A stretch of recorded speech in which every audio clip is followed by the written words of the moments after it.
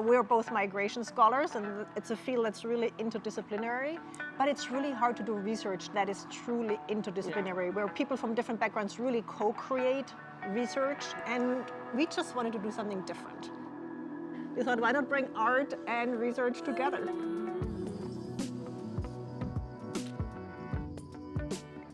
I think a driver too for a lot of the work we've been doing is really about the need to fight disinformation about the topic that we're working on. And so having a very accessible form of graphic novel or like image is one way towards that.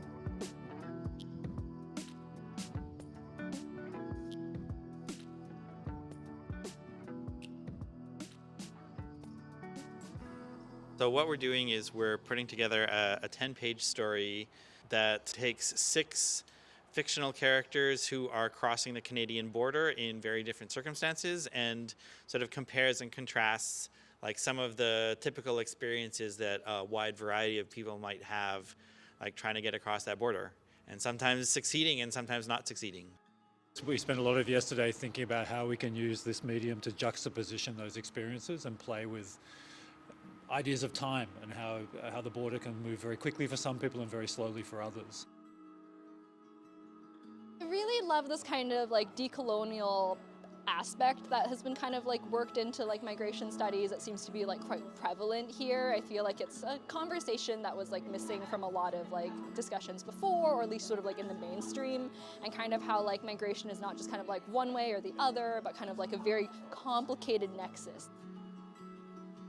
Because our topic was belonging and citizenship, we ended up really questioning the topic itself and positing it more like belonging versus citizenship. And then there's a middle ground in between where the process of integration takes place.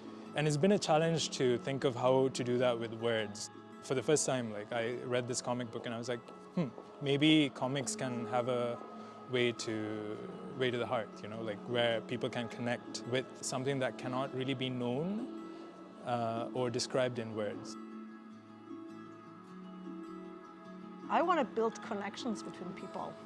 All the scholars, they're having conversations in their groups and creating new stories, and everybody's participating and connecting in person, co-creating something, and hoping that that will lead to other collaborations and scholarly community down the road.